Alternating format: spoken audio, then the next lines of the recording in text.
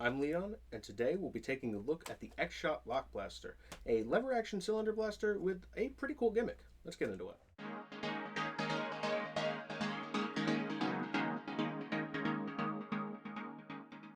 The XShot Lock Blaster is a lever action springer from the XShot Skins line. It's got an extra little fun mechanic in which it's got a code that you can unlock by scanning the QR code on the back of the blaster. However, you don't need the QR code, and I'm sure a lot of people were curious, and yes, you can break into it, and yes, I'll show you how. So going ahead and locking the blaster, this prevents it from being primed. You can go ahead and you can, let's just scramble the combination. I know what the combination is, but honestly, it doesn't really matter. There's two different methods you can use. The first one is going to be the brute force method, which is you can go ahead and start here. Then let's say we go to 1 here, and then we cycle through all of this while holding the lockdown, seeing if anything clicks. If it doesn't, we go ahead and move to the next number and do the same thing. This won't take you too terribly long, but honestly, once you sort of get there, like I'm going to go 1-6 because the combination for this one is 1-6-1. Go ahead and spin it like this, and go ahead and wait until we've got it. That's the first method. Second method is a little more tricky. Going ahead and scrambling the combination, you're going to want to hold down on the locking mechanism kind of tightly. Then you're going to want to spin the locking wheels until you hear a very audible click. That's going to let you know that you've got one of the numbers. So it's going to be 1. Then you can go ahead and spin again, making sure to spin both ways. I heard the click on 6, and that's where it's going to be. Then the last wheel you can either spin or do the same method, but very honestly, once you've got the first two, you've got them all. And it's not very long to crack into this blaster, and kind of a lot of fun. Of course, we're not just here for the locking mechanism itself. We paid $15 for the blaster itself, so how is it?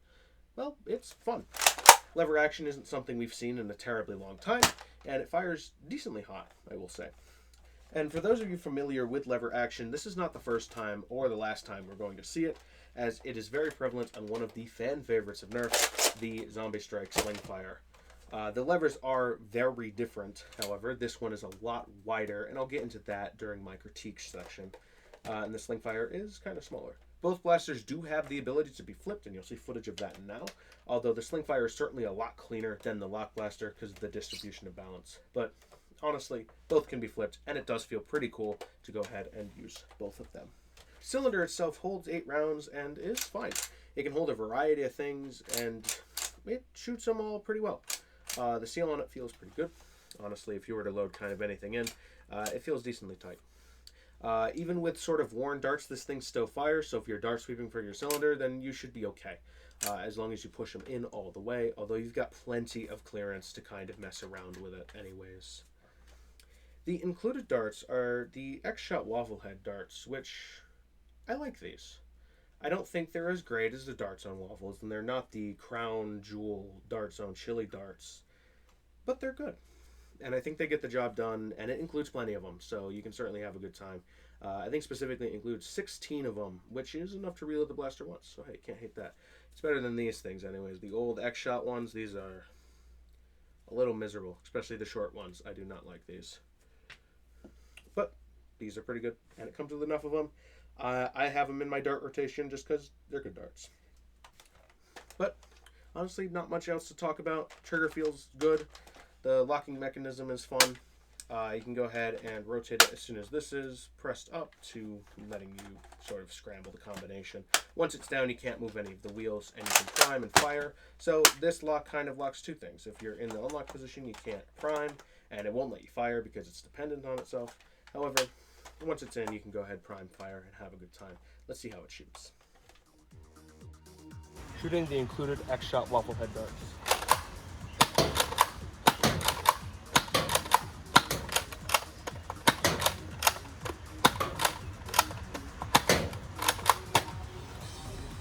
Shooting Dart Zone Waffle Head darts that you can find at Walmart.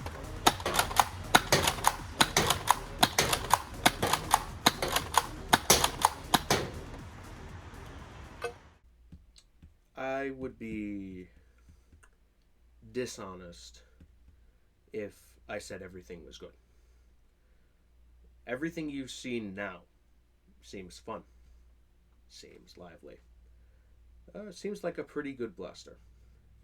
This is not my first lock blaster. This is.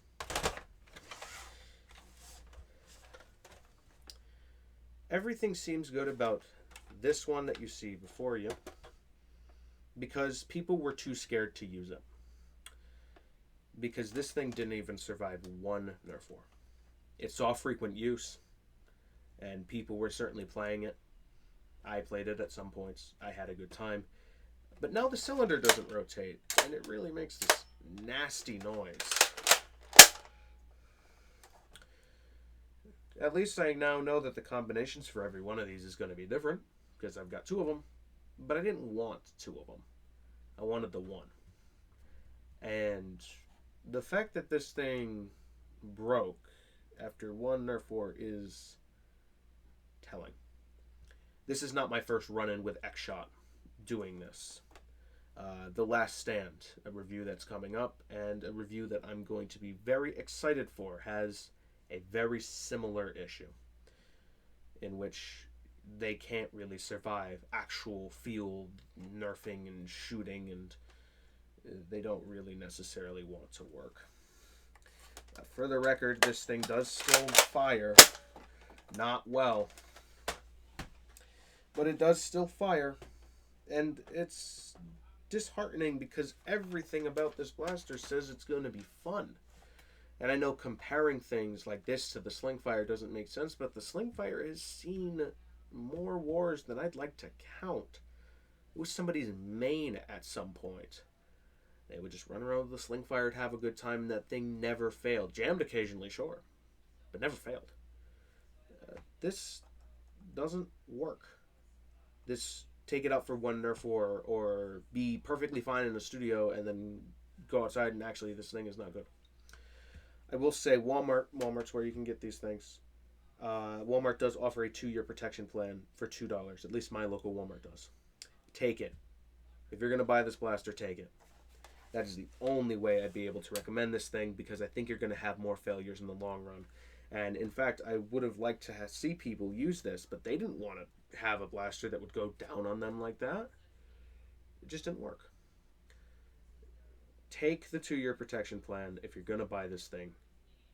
In truth, it is only $15. I can live with that. But unless you're going to take the 2-year protection plan and get it on sale, I'd stay away from this one. And that kind of sucks to say, because it's one of the coolest things we've certainly got in a while. Reminds me a little bit of Nerf Rebel. But with that, that concludes my video review of the XShot Lock Blaster. I hope you found this entertaining and informative, especially for your purchasing decisions. As always, take it easy.